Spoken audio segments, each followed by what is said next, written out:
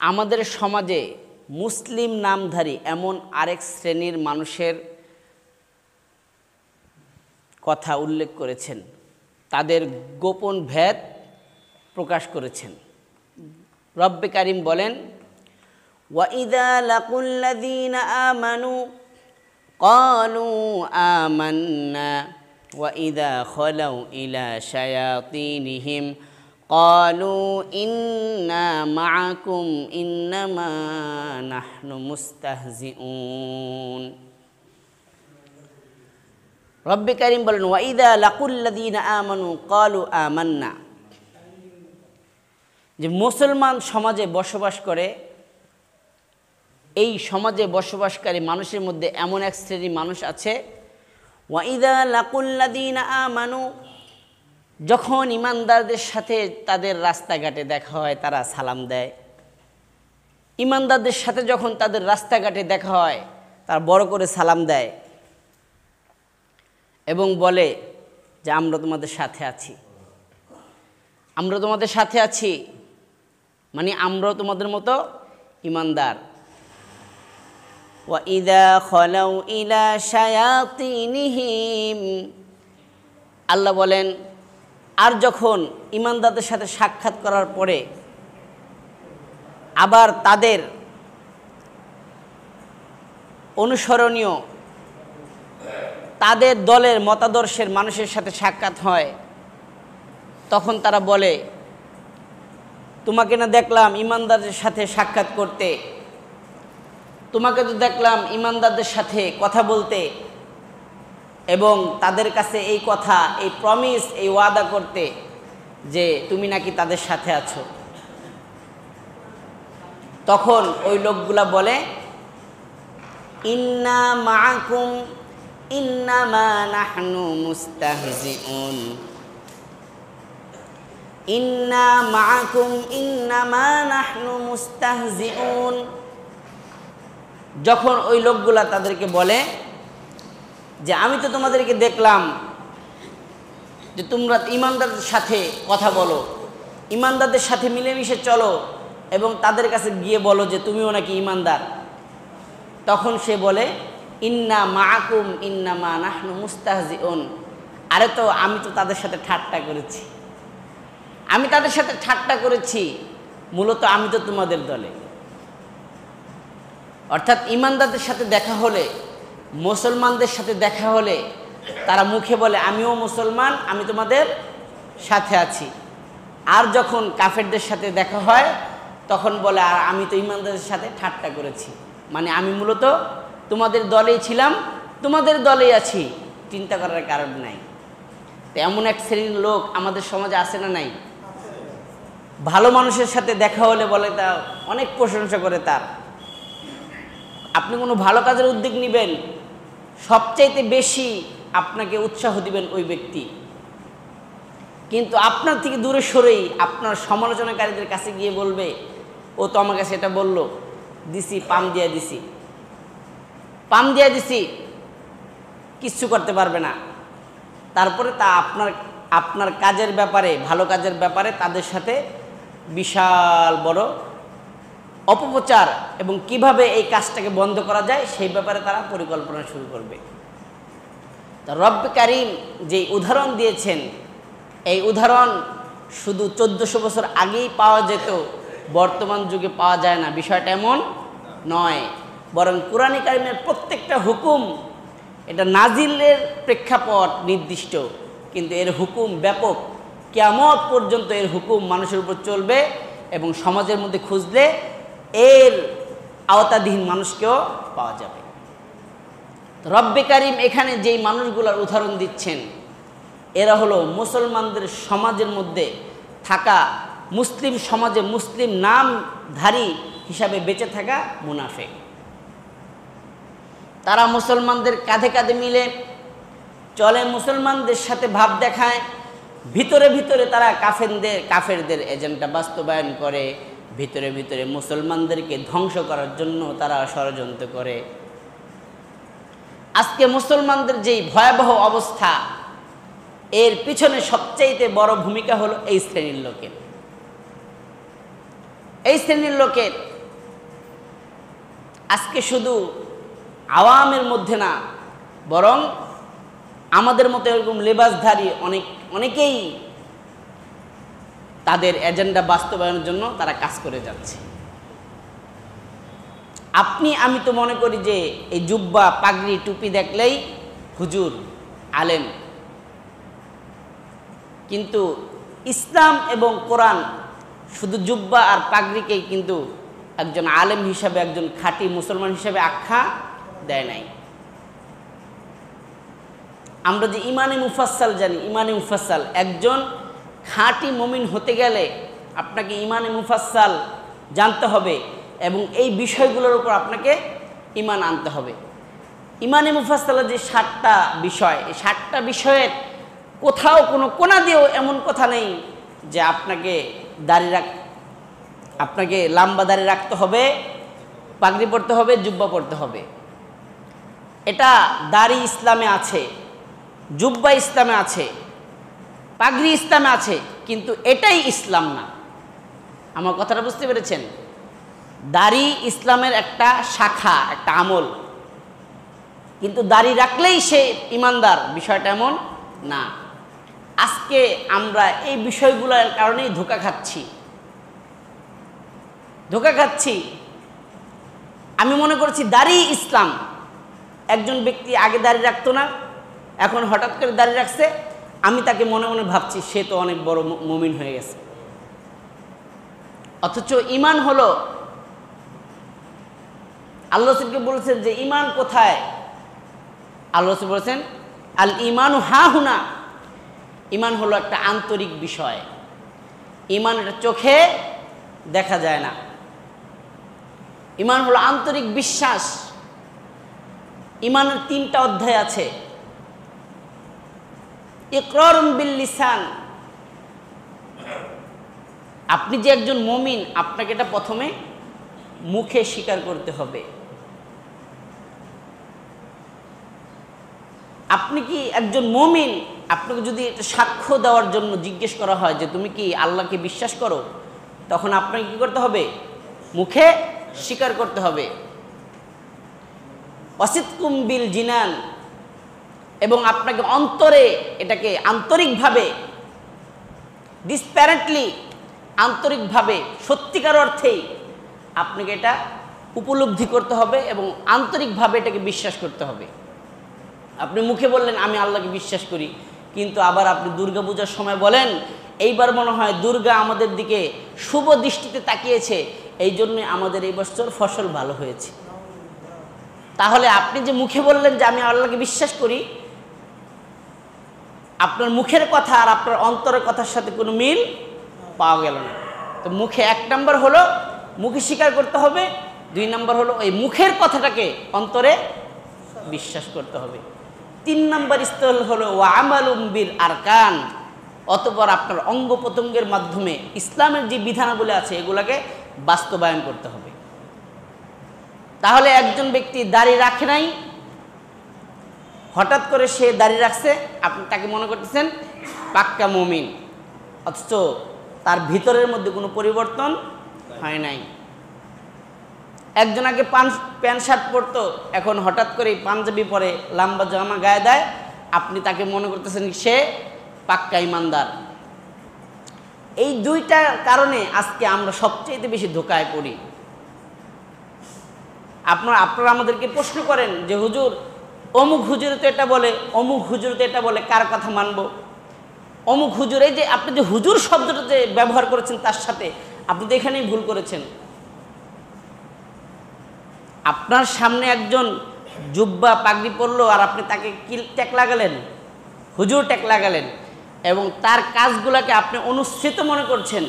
এখন তার ভুল কাজটাকে আপনি আদর্শ বানিয়ে, যা সত্যিকার অর্থে যে আদর্শ পালন করছে, আপনি তার ভুল ধরছেন।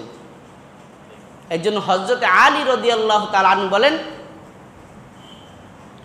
আল হাক্কু লা ইউরাফু বির রিজাল, হক সত্য কি জিনিস এটা কোনো মানুষকে দেখে বোঝা যাবে না। আরিফিল হাক্কা তারিফ আহলাহু, তোমাকে সর্বপ্রথম হক জানতে হবে যে হক আসলে কি। এই হক জানার পরে তারপরে তুমি খুঁজতে থাকো যে এই হকের অনুসরণ কারা কারা করে, তারা হলো হক্কানি। নামাজ কয় ওয়াক্ত বলেন তো?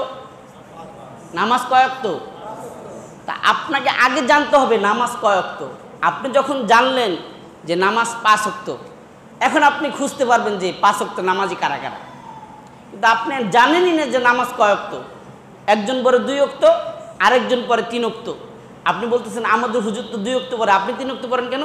আপনি ভুল। আসলে ভুল কে বলেন তো? 2 ওয়াক্ত যে পড়ে সে ভুল, না 3 ওয়াক্ত যে পড়ে সে ভুল? দুজনই ভুল। কারণ আপনার তো হক কি জিনিস এটা আপনার জানা নাই, এই জন্য আপনি না হক দিয়ে না হককে মাপার চেষ্টা করতেছেন। আপনার কাছে 1 কেজি যে 1000 গ্রামে 1 কেজি হয়, আপনি এটাই জানেন না। তো একজন আপনাকে তেল দিয়েছে 700 গ্রাম, বলতেছে 1 কেজি, আরেকজন দিয়েছে 750 গ্রাম, সেও বলতেছে 1 কেজি। এখন আপনি বলতেছেন যে আপনি 50 গ্রাম বেশি দিলেন কেন? সে তো 700 গ্রাম দিছে, আপনি 50 গ্রাম বেশি দিলেন কেন? আপনারটা মাপে হয় নাই। আসলে কারটা মাপে হয় নাই? কারোটাই হয় নাই। কারণ আপনি যে মাপবেন, আপনি যে জাস্টিফাই করবেন, এই জাস্টিফাইয়ের কষ্টিপাথর তো আপনার কাছে নাই। এই জন্য আরিফিল হাক্ক তারিফ আহলাহু, আপনাকে কে হক্কানি এটা বোঝার জন্য সর্বপ্রথম আপনাকে হক কি জিনিস, আল্লাহ কি বলেন, আপনাকে এটা জানতে হবে। তারপর আপনি জাস্টিফাই করতে পারবেন কে হক্কানি আলেম, কার কথা সত্য। আজকে আমাদের সমাজে সবচেয়ে বিভেদের মূল কারণ হচ্ছে যে এটা। আপনি জুব্বা দেখে বলতেছেন যে ওই হুজুর তো অনেক বড় আলেম, পাঞ্জাবি দেখে বলতেছেন ওই হুজুর তো অনেক বড় আলেম, অথচ সে আলেমের আইনও জানে না। মুআজ্জাজ হাজিরিন, এই জন্য কোরআনের এই উপদেশ শুধু 1400 বছর আগেই মানুষের জন্য ছিল, এখন আমাদের কোনো কাজে আসবে না, বিষয়টা এমন না। কোরআনের প্রত্যেকটা আয়াত প্রতিটা যুগে প্রতিটা সময় মানুষের রাস্তা দেখাবে, মাইল ফলক হবে। আল্লাহ রাব্বুল আলামিন বলেন, ওয়াইদা লাকুল্লাযীনা আমানু ক্বালু আমান্না, মুসলমানদের সমাজে এমন কিছু লোক বসবাস করে যখন ইমানদারদের সাথে তাদের সাক্ষাৎ হয় তারা বলে ক্বালু আমান্না, আমরা তো ইমানদার। ওয়াইদা খালাউ ইলা শায়াতিনহিম, আর যখন মুসলমানদের গ্রুপ ছেড়ে তারা কাফেরদের সাথে সাক্ষাৎ করে তারা বলে ক্বালু ইন্না মাআকুম ইন্নামা নাহনু মুস্তাহজিউন, আমরা তো মুসলমানদের সাথে ঠাট্টা করেছি, মূলত আমাদের অন্তর তোমাদের সাথে আছে। এই শ্রেণীটার নাম হলো মুনাফিক। এই শ্রেণীর নাম কি ভাই? মুনাফিক। তো মুআজ্জাজ হাজিরিন, আজকে এই বিষয় থেকে আমি ভিন্ন আরেকটি বিষয় আলোচনা করতে চাই। সেটা হচ্ছে আজকের পৃথিবীতে যে অরাজকতা সৃষ্টি করছে, এই অরাজকতা সৃষ্টিকারীদের একটি দল হচ্ছে ইহুদি। এই ইহুদিদের মধ্যে সবচাইতে মুনাফিক বেশি। ইহুদিদের মধ্যে সবচাইতে মুনাফিক বেশি। মুসলমানদের মধ্যে সর্বপ্রথম যে রক্তক্ষয়ী যুদ্ধের সূচনা হয়েছে, জঙ্গে সিফফিন, জঙ্গে জামাল, সাহাবীরা দুই পক্ষেই সাহাবী, এক পক্ষের নেতৃত্ব দিচ্ছেন হযরত আলী রাদিয়াল্লাহু তাআলা আনহু, আরেক পক্ষের নেতৃত্ব দিচ্ছেন তারই আপন শাশুড়ি হযরতে আয়েশা সিদ্দিকা রাদিয়াল্লাহু তাআলা আনহা। চিন্তা করেন বিষয়টা কত মারাত্মক। দুজন সাহাবী এবং গুরুত্বপূর্ণ আহলে বায়েত, একজন রাসূলের স্ত্রী, আরেকজন রাসূলের চাচাতো ভাই এবং জামাতা, একই পরিবারের সদস্য, কিন্তু তারা দুই দলের নেতৃত্ব দিয়ে তারা যুদ্ধে যাচ্ছে এবং সেই যুদ্ধে শত শত হাফেজ আলেম এবং বড় বড় সাহাবায়ে কেরাম শহীদ হয়েছেন। এই যে যুদ্ধের ইন্ধন, এই ইন্ধন জুগিয়েছে এই ইহুদি নামধারী মুসলমান, ইহুদি নামধারী মুসলমান। সেই যুগে যদি ইহুদি নামধারী মুসলমানরা সাহাবীদের মধ্যে যুদ্ধ বাঁধাতে পারে, আজকে ইসলামের সেই 1400 বছর সোনালী যুগ থেকে আমরা অতীত হওয়ার পরে আমাদের যুগে বুঝি মসজিদের মধ্যে মুসল্লিদের মধ্যে ইহুদিরা নামধারী মুসলিম সেজে মারামারি বাঁচাতে পারে না? পারে কিনা বলেন? একজন নামাজ পড়ে না, তাকে নিয়ে তার কোনো টেনশন নাই, সে নামাজ না পড়ুক, ধ্বংস হয়ে যাক, আমার কি। আরেকজন নামাজ পড়া শুরু করেছে, তাকে বলে এতদিন এমনি হাত বাঁধতা, এই নামাজ তো হবে না, আজকে থেকে এইভাবে হাত বাঁধতে হবে। সে বলে আমার দাদা তো এইভাবে বাঁধতো, সেও ভুল, আমার বাবা তো এইভাবে বাঁধতো, সেও ভুল। আমাদের হুজুর তো এভাবে বাঁধে, সেও। সে এতদিন নামাজ পড়তো না, তার পিছনে কোনো মেহনত নাই।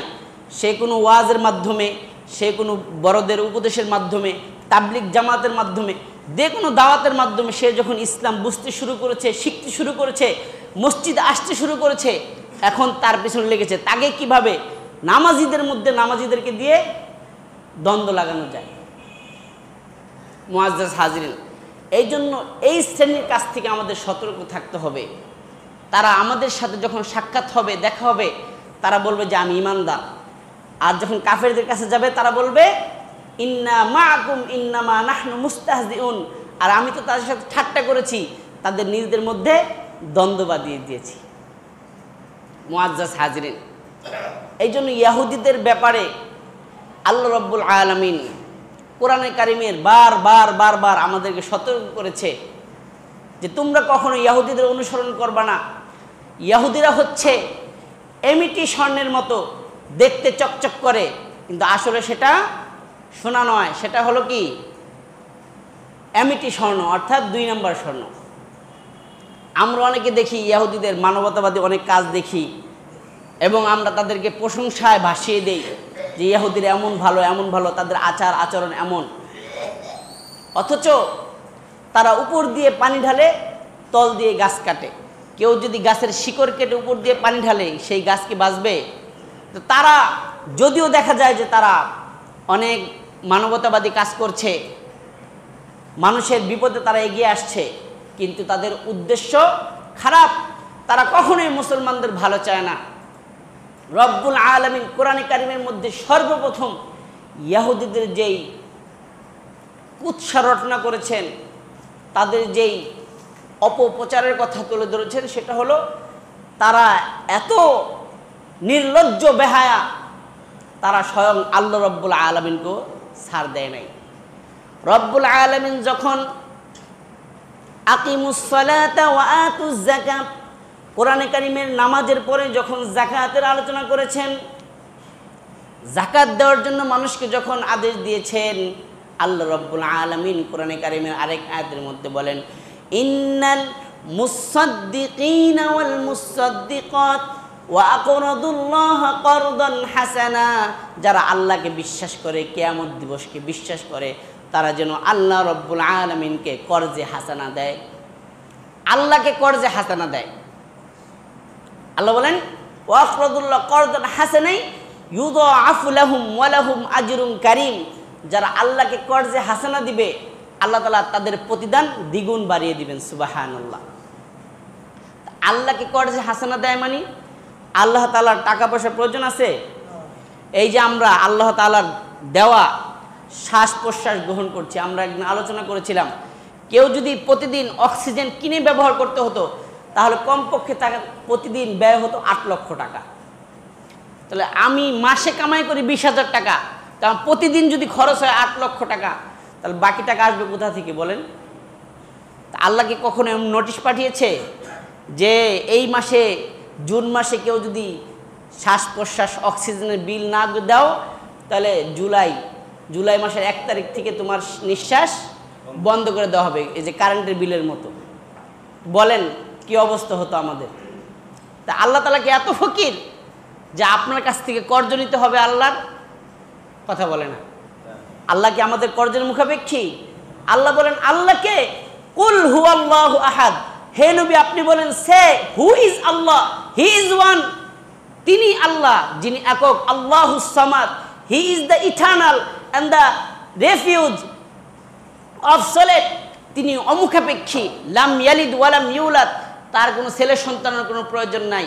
আমরা বৃদ্ধ হলে কি খাবো এই চিন্তায় আমরা ছেলে সন্তানকে জায়গা মতো পৌঁছে দেই, ইস্টাবলিশ করি, যাতে করে আমি বার্ধক্যে চলে গেলে তারা আমাকে চালাতে পারে। আল্লাহ বলেন আমার এটারও প্রয়োজন নাই যে আমি আল্লাহ 1000 বছর পরে বৃদ্ধ হয়ে যাব, আমার ছেলে সন্তানের কাঁধে দায়িত্ব দিয়ে আমি আল্লাহ অবসরে যাব, এই টেনশন আল্লাহর নাই।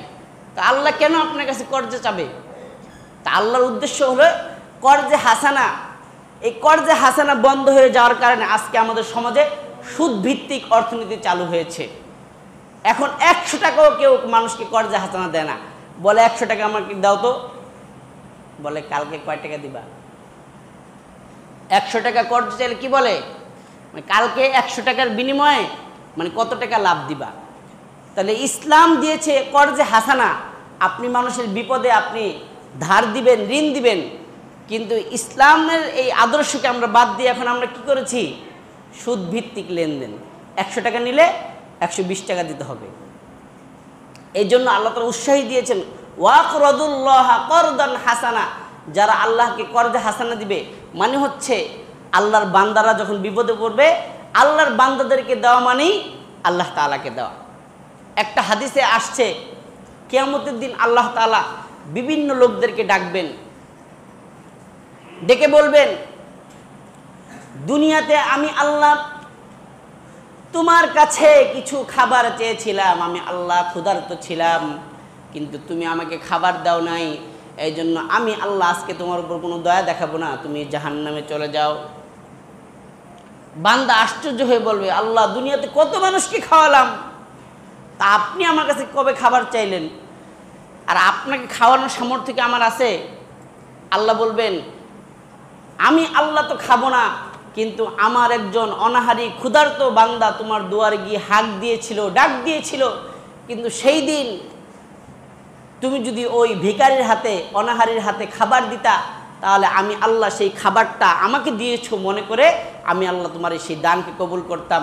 সেই দিন যেহেতু তুমি আমার বান্দা, আমার পরিবারের অন্তর্ভুক্ত একজন সদস্যকে না বলে ধাক্কা দিয়ে ফিরিয়ে দিয়েছো, সেই দিন আল্লাহ মনে করেছি আমি আল্লাহকে তুমি কেমন যেন খাবার দাও নাই, এই জন্য কিয়ামতের দিন আজকে তোমার উপর আমার কোনো দয়া থাকবে না। ঠিক একইভাবে কোনো অসহায় ব্যক্তি যদি আপনার কাছে ঋণ চায়, আপনি যদি ঋণ না দেন তাহলে আল্লাহ তাআলা একই কথা বলবেন যে আমি তো তোমার কাছে ঋণ চেয়েছিলাম, কর্জে হাসানা চেয়েছিলাম, তুমি আমাকে দাও নাই। আর আপনি যখন কোনো ব্যক্তিকে বিপদের সময় কর্জে হাসানা দিবেন তখন আল্লাহ তাআলা বলবেন তুমি যেহেতু আমাকে কর্জে হাসানা দিয়েছো, তোমার এই প্রতিদান কিয়ামতের দিন আমি দ্বিগুণ করে তোমাকে দিলাম। সুবহানাল্লাহ। তো এই আয়াত যখন আল্লাহ তাআলা নাজিল করলেন মুসলমানদেরকে কর্জে হাসানার প্রতি উৎসাহ করার জন্য, এই ইহুদির বাচ্চা, এই নির্লজ্জ বেহায়ার বাচ্চারা সেই দিন বলেছে ইন্নাল্লাহা ফাকিরু ওয়া নাহনু আগনিয়া। আরে দেখো মুসলমান, আরে দেখো মুসলমান, তোমরা আল্লাহর কথা বলো, ইন্নাল্লাহা ফাকিরু ওয়া নাহনু আগনিয়া। আর আল্লাহ তাআলা কিছুদিন যাবত ফকির হয়ে গেছে আর আমরা ধনী হয়ে গেছি, এই জন্য আল্লাহ তাআলা আমাদের কাছ থেকে ট্যাক্স চায়, আল্লাহ তাআলা আমাদের কাছ থেকে যাকাত চায়, আল্লাহ আমাদের কাছ থেকে কর্জে হাসানা চায়। আল্লাহ তো ফকির হয়ে গেছে। আল্লাহ কি ফকির হয়ে গেছে? তা আল্লাহ তাআলাকে পর্যন্ত তারা বিদ্বেষ করতে ছাড়ে নাই, আল্লাহ তাআলাকে তারা গালি দিতে পর্যন্ত ছাড়ে নাই। এই ইহুদি জাতি আল্লাহ তাআলা যখন আবার এরকম ভাবে সদকার আয়াত নাজিল করলেন যে তোমরা আল্লাহর রাস্তায় বেশি বেশি সদকা করো, তারা বলে ইয়াদুল্লাহি মাগলুলা, আল্লাহর হাত তো বাঁধা, আল্লাহ নিজে কামাই করতে পারে না, এই জন্য শুধু মুসলমান ইসলাম ধর্ম অনুসারীদেরকে বেশি বেশি ইসলামের জন্য দান করতে বলে। তাহলে এই ইহুদি জাতি আল্লাহকে গালি দিতে পর্যন্ত ছাড়ে নাই। এই জন্য আল্লাহ তাআলা আমাদেরকে প্রতিদিন 5 বার প্রত্যেক রাকাতে, ফরজ হোক, সুন্নত হোক, ওয়াজিব হোক, নফল হোক, প্রত্যেক রাকাতে আপনি যে কথা না বললে আপনার নামাজই হবে না। আল্লাহ তাআলা তাদেরকে অভিশাপ করতে এবং তাদের কাছ থেকে, তাদের পথ থেকে, তাদের মত থেকে বিরত থাকার জন্য আল্লাহর কাছে পানা চাইতে বলেছেন। আমরা প্রতিদিন নামাজের মধ্যে বলি গায়রিল মাগদুবি আলাইহিম ওয়ালাদ-দাল্লিন। পৃথিবীর সব মুফাসসির একমত, গায়রিল মাগদুবি আলাইহিম, হে আল্লাহ আমাদেরকে রাস্তা দেখেন না, not of those who earned your wrath, আপনি আমাদেরকে ওই সকল ব্যক্তিদের রাস্তা দেখেন না যারা আপনার গজবে পতিত হয়েছে, আপনার পক্ষ থেকে যারা গজবে শিকার হয়েছে। আর পৃথিবীর সব মুফাসসির একমত এখানে মাগদুব আল্লাহর পক্ষ থেকে যারা গজব প্রাপ্ত হয়েছে তারা হলো ইহুদি জাতি।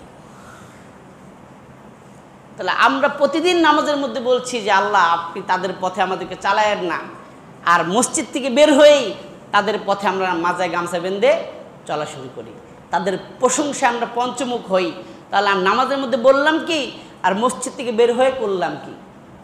তাহলে আমি যে আয়াত বলতেছিলাম যে আমরা বলি ক্বালু আমান্না ওয়াইদা খলাউ ইলা শায়াতিনহিম ক্বালু ইন্না মাআকুম, আমরা যেন তাদের অন্তর্ভুক্ত না হয়ে যাই। আমি মসজিদে বলতেছি আল্লাহ তাদের পথে আমাদেরকে চালায়েন না, আর মসজিদ থেকে বের হয়ে তাদের পথে চলা শুরু করছি, কেমন যেন আমি ইমানদারদের সাথে সাক্ষাৎ হলে বলতেছি আমি ইমানদার, আর কাফেরদের সাথে সাক্ষাৎ হলে বলতেছি আমি তোমাদের দলে। মুআজ্জাজ হাজিরিন, ইহুদি জাতি সম্পর্কে আল্লাহ তাআলা কোরআনে বারবার আমাদেরকে সতর্ক করেছে। তারা কেমন নিকৃষ্ট জাতি, তারা কেমন নিকৃষ্ট জাতি। হযরতে মূসা আলাইহিস সালাম এর অনুসারীদেরকে বলা হয় বনি ইসরাইল, আর সেখান থেকেই ইসরাইল ইহুদি। এই বনি ইসরাইল কেমন জাতি? বনি ইসরাইলের যুগে মানুষদের এত লজ্জা শরম ছিল না। তারা গোসল করার সময় কাপড় চোপড় খুলে জন্মদিনের ড্রেস পরে তারা পানিতে নামতে গোসল করত। হযরত মূসা আলাইহিস সালাম যেহেতু নবী, তিনি তো সকলের চেয়ে একটু আলাদা, তার লজ্জা শরম ছিল বেশি। তখন এই হাঁটু ডাকা ফরজ ছিল না হয়তো। তো হযরত মূসা আলাইহিস সালাম ফরজ না থাকার পরও একটু লজ্জা শরম বেশি থাকার কারণে তিনি আড়ালে গিয়ে গোসল করতেন। এখন ইহুদিরা বলা বলি শুরু করলো যে মূসা যেহেতু আমাদের সাথে একসাথে এরকম জন্মদিনের ড্রেস পরে গোসল করে না, মূসার হলো একশিরা রোগ আছে। চিন্তা করেছেন? একজন নবীর ব্যাপারে তারা এত বড় একটা দোষ চাপাতে একটু কুণ্ঠাবোধ করলো না। তারা বলে মূসার কি আছে? একশিরা রোগ আছে। তো যেই নবীর একশিরা রোগ আছে সে কখনো নবী হতে পারে না, আর যেহেতু সে নবী না তার কথা আমরা মানব না। নবীর ব্যাপারে এমন বড় দোষ চাপানো, আল্লাহ তাআলা এটা প্রকাশ করার জন্য হযরত মূসা আলাইহিস সালাম যখন গোসল করতে নামলেন, কাপড় চোপড় রেখে গোসল করে উঠে যখন কাপড় চোপড় পাল্টাবেন, এমন সময় পাথর দিছে দৌড়, কাপড় চোপড় সহ। হযরত মূসা আলাইহিস সালাম বলতেছেন ইয়া হাজার সাউবি সাউবি ইয়া হাজার, হে পাথর আমার কাপড় দিয়ে যাও। কিন্তু পাথর কথা শুনে না। পাথর কার নির্দেশে দৌড়ায়? আল্লাহর নির্দেশে। পাথর দৌড়াতে দৌড়াতে সেই ঘাটের কাছে গিয়ে থামছে যেখানে ইহুদিরা গোসল করতেছে। তো তারা এক নজর দেখে ফেলেছে যে হযরত মূসা আলাইহিস সালামের আসলে একশিরা রোগ নাই। এই জন্য আল্লাহ তাআলা কোরআনে কারিমের মধ্যে বারবার আমাদেরকে নিষেধ করেছেন, তোমরা খবরদার তোমাদের নবীকে এমন কথা বলবা না যেই কথা ইহুদিরা তাদের নবীকে বলে কষ্ট দিয়েছে। তো মুআজ্জাজ হাজিরিন, শুধু এখানেই শেষ না। আল্লাহ তাআলা বলেন আফাকুল্লামা জাআকুম রাসূলুম বিমা লা তাহওয়া আনফুসুকুম ইস্তাকবারতুম ফাফারিকান কাযযাবতুম ওয়া ফারিকান তাকতুলুন। বনী ইসরাইলের মধ্যে আল্লাহ তাআলা অসংখ্য নবী রাসূল পাঠিয়েছেন এবং ইতিহাস বলে তারা ৭০,০০০ নবীকে, পয়গম্বরকে নিজেরা নিজেদের হাতে হত্যা করেছে। নাউযুবিল্লাহ। আল্লাহ বলেন আফাকুল্লামা জাআকুম রাসূলুম বিমা লা তাহওয়া আনফুসুকুম ইস্তাকবারতুম, যখনই আমি বনী ইসরাইলের মধ্যে কোনো নবী পাঠাতাম, যদি তাদের নবীদের কথা তাদের পছন্দ মতো না হতো, ফাফারিকান কাযযাবতুম, একদল বলতে এটা তো কোনো নবী না, ওয়াফারিকান তাকতুলুন, আরেক দল ওই নবীকে হত্যা করে ফেলত। যেই জাতি নবীদেরকে হত্যা করতে পারে সেই জাতি মানবতার কল্যাণে কখনো কোনো কাজ করতে পারে না, ঠিক কি না? তা আজকে আমরা ইহুদিদেরকে মাথায় নিয়ে নাচি, আমরা বলি যে ইহুদিরা অমুক করতেছে তমুক করতেছে, মুসলমানদের এই সেবা দিচ্ছে। খবরদার, আল্লাহ তাআলা কোরআনে বারবার তাদের কাছ থেকে সতর্ক করেছেন আমাদেরকে। ইহুদিরা কখনো মুসলমানদের ভালো চায় না, মুসলমানদের ভালো চায় না, বরঞ্চ আল্লাহ তাআলা কোরআনে কারিমে ইরশাদ করেন যে ইহুদিরা মুসলমানদেরকে ধ্বংস করার জন্য, ইসলামকে ধ্বংস করার জন্য, ইহুদিরা কিন্তু আহলে কিতাব, অর্থাৎ তাদের কাছে আল্লাহ তাআলা তাওরাত কিতাব নাজিল করেছে, আল্লাহর কিতাবের অনুসারী, তারা আল্লাহকে বিশ্বাস করে। আল্লাহর কিতাবকে বিশ্বাস করে, নবী বিশ্বাস করে, জান্নাত জাহান্নাম বিশ্বাস করে, এরপরেও ইসলামের প্রতি, মুসলমানদের প্রতি তাদের এত আক্রোশ, এত বিদ্বেষ, তারা ইসলামকে ধ্বংস করার জন্য, মুসলমানদেরকে ধ্বংস করার জন্য প্রয়োজনে তারা মুশরিকদের সাথে আতাত করে, মুশরিকদের সাথে বন্ধুত্ব করে, তারপরও তারা ইসলাম এবং মুসলমানদেরকে চায় না। আল্লাহ বলেন ওয়ায়াকুলুনা লিল্লাযীনা কাফারু হাউলাই আহদা মিনাল্লাযীনা আমানু সাবিলা। আরে মক্কার এই কাফেররা যারা লাত উজ্জা মানাতের পূজা করে, আমাদের দৃষ্টিতে এরা মুসলমানদের চাইতেও বেশি হেদায়েতপ্রাপ্ত। নাউযুবিল্লাহ। এরা সরাসরি শিরক করতেছে। আর ইহুদিরা কি বলতেছে? হাউলাই আহদা মিনাল্লাযীনা আমানু সাবিলা। আরে এরা তো মুসলমানদের চাইতেও বেশি হেদায়েতপ্রাপ্ত। আজকে এটার জলজন্ত প্রমাণ হচ্ছে, আজকে ফিলিস্তিনে এই ইহুদির বাচ্চারা মুসলমানদেরকে হত্যা করতেছে, মসজিদ আকসা ধ্বংস করতেছে, আর মুসলমানদেরকে ধ্বংস করার জন্য এই ভারতের কট্টরপন্থী হিন্দুত্ববাদী মোদির সাথে তারা আতাত করেছে। তারা তো আহলে কিতাব, তাদের সম্পর্ক হওয়ার কথা ছিল মুসলমানদের সাথে, খ্রিস্টানদের সাথে, অথচ তারা মুসলমানদেরকে ধ্বংস করার জন্য সরাসরি মুশরিক তাদের সাথে কি করতেছে? বন্ধুত্ব স্থাপন করতেছে। কোরআনের এই জলজন্ত প্রমাণ, এর চাইতে বড় উদাহরণ আর দরকার পড়ে না। এই জন্য মুআজ্জাজ হাজরিন, আমরা কখনোই তাদের অনুসরণ করব না এবং তাদেরকে ভালোবাসবো না। সব সময় ইহুদিদেরকে আপনার ঘৃণা করতে হবে। তারা ইসলামের শত্রু, আল্লাহর দুশমন, নবীর দুশমন।